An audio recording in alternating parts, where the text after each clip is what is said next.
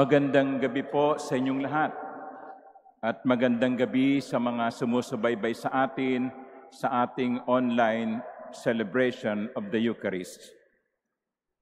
Mga ginigili kong kapatid, sa mahabang ibanghelyong ating pinakinggan, ay narinig natin ang ilang beses ng pag-uusap o dialogue. Narinig natin yung dialogue sa pagitan ni Pilato at ni Jesus. Narinig natin ang dialogue sa pagitan ni Pilato at ng mga tao. At nais kong batiin natin ang mga gumanap sa ating ebanghelyo. Damang-dama ko ang inyong kataksilan, no? Makatotohanan ang kanilang sigaw. Alam nyo, apat na misa na po sila sa maghapon na nagsisisigaw, "Crucify Him, crucify Him." Palakpakan naman natin ang ating mga voice talents.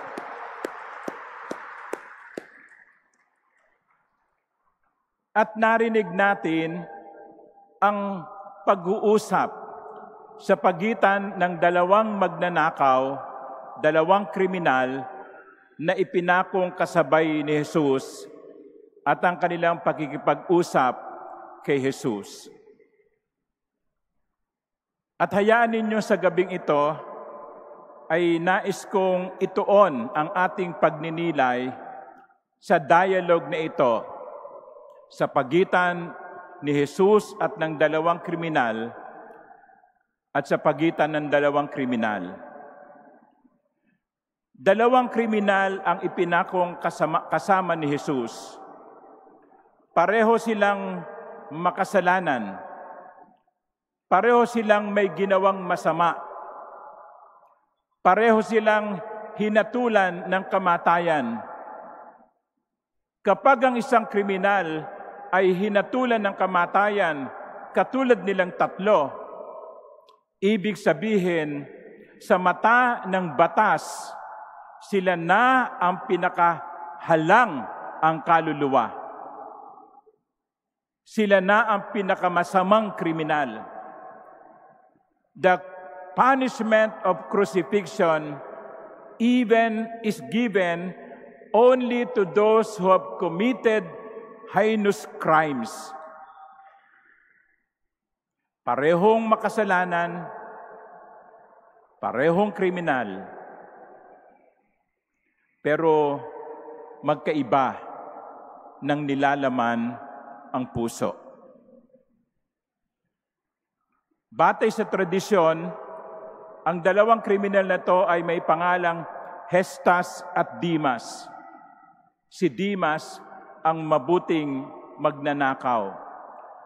It's quite contradictory to call him the good thief.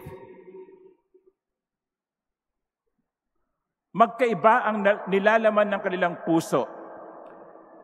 Si Hestas, galit ang laman ng kanyang puso. Yabang at bitterness ang laman ng kanyang puso.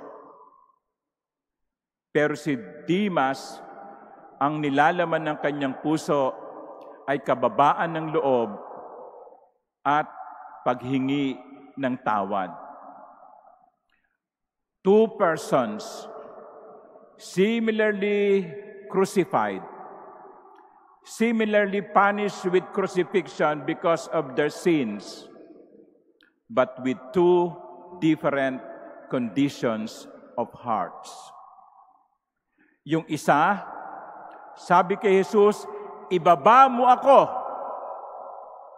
Yung isa naman, sabi kay Jesus, "Itaas mo ako." Somebody must be asking for different intentions. Pero mga minamahal kong kapatid, ano ang matututunan natin sa kwentong ito ng dalawang magnanakaw na nakapakong kasama ni Jesus? Ang unang ipinapaalaala sa atin ay ito: It is never too late to turn to Christ. It is never too late to turn to Christ. Kahit nasa pinakahuling hininga ng isang tao, makasalanan man siya o banal, hanggang sa kahuli-hulihang hininga ng tao, nandoon ang pag-aalay ng kaligtasan ng Diyos. Up to the very last moment of his life on earth, a person is given or offered this salvation. May mga nabuhay sa mundong ito na banal na simula't simula pa. Bata pa lamang, banal na. Bata pa lamang, mabuting tao na hanggang sa huling sandali ng kanyang buhay. At meron din namang mga tao na sa buong buhay nila ay walang ginawang mabuti sa kapwa. Lumayo sa Diyos, nagpakasama. Pero sa parehong taong ito, sa huling sandali ng kanilang buhay, iaalay ng Diyos ang alay ng kaligtasan. It is never too late to turn to Christ. Even if you are hanging on the cross dying, there is chance for you to embrace the Lord. Kaya sa isang banda, hindi rin natin masasabi agad-agad na si Judas Iscariote ay nasa impyerno. Sapagkat malay natin, sa pinakahuling hininga niya, ay nasabi niya kay Jesus, "Maawa ka sa akin, O Diyos." Hindi natin masasabi na ang isang napakasamang tao ay nasa impyerno, sapagkat tanging ang Diyos ang nakaalam kung saan tutungo ang kaluluwa ng isang namatay, sapagkat tanging ang Diyos lamang ang mag-aalay ng kaligtasan hanggang sa kahuli-hulihang hininga ng taong iyon. It is never too late to turn to Christ. But the second truth that is being offered to us this evening is this: salvation is a gift. It is not a reward. Ang kaligtasan ay grasya mula sa Diyos. Hindi natin pwedeng i-demand ang isang biyaya. Hindi natin pwedeng i-demand ang isang regalo.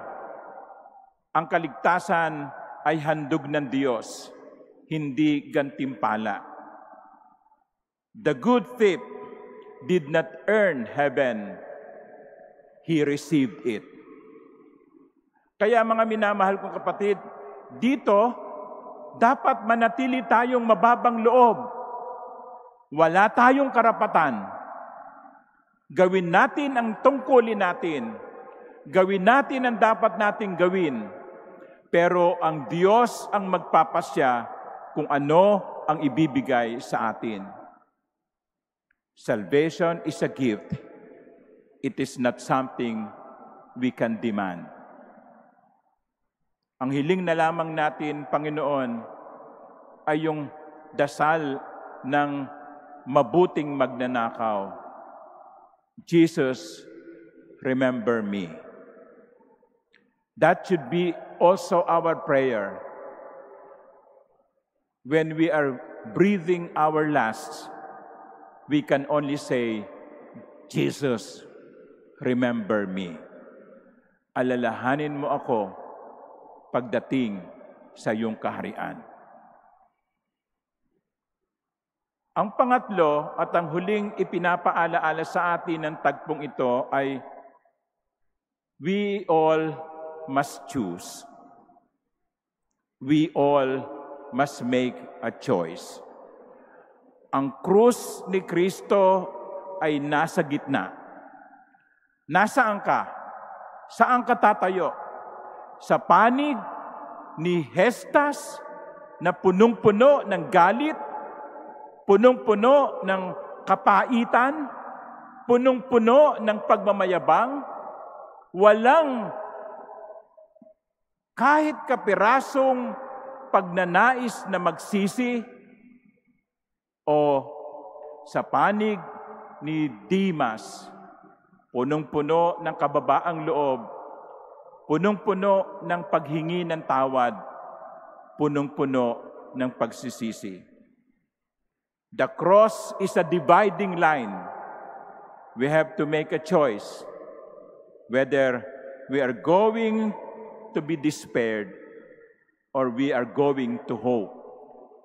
Whether we are going to maintain our pride or be humble before the Lord. Or we are going to reject the offer of salvation, or we will embrace the offer of redemption. Nasa atin ang pagpili. Ano ang pipiliin natin?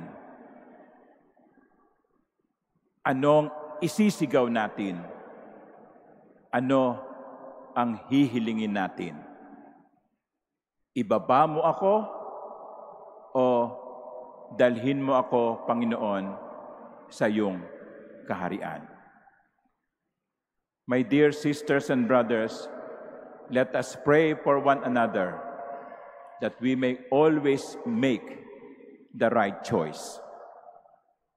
Amen.